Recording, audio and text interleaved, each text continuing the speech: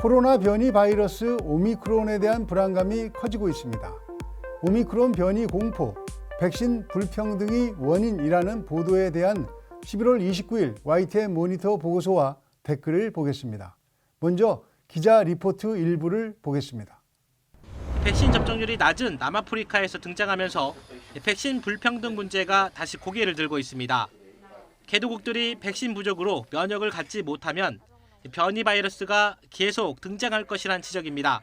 영국 의학계 전문가도 변이 바이러스 사태는 백신 불평등의 결과라며 부자 나라의 백신 독점 부작용은 우리에게 돌아올 것이라고 꼬집었습니다.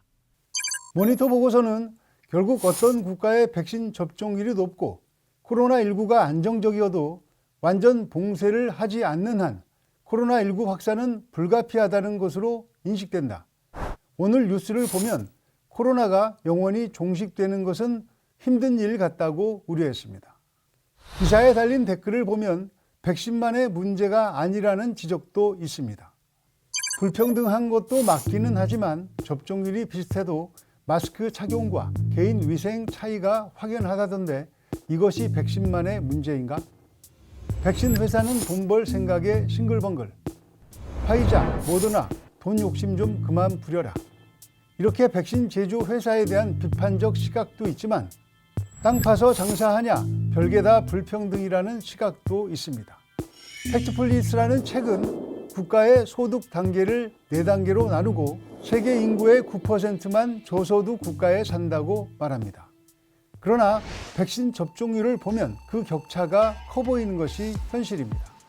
유럽의 주요 국가들 백신 접종률은 대부분 60%가 넘지만 아프리카 국가들은 거의 한 자릿수에 그치고 있기 때문입니다. 지구촌이 비슷한 시기에 백신을 맞지 않는 한 이런 변이는 계속될 것이라는 전문가의 의견은 꾸준히 제기돼 왔습니다. 결국 방역을 다시 강화해야 하는데 이제 그것이 쉽지 않기에 앞으로가 더 험난할 것 같습니다.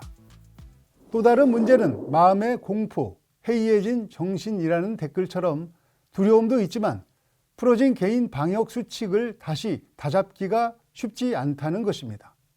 그래도 방법은 다시 긴장의 끈을 조이는 것 외에는 없는 것 같습니다.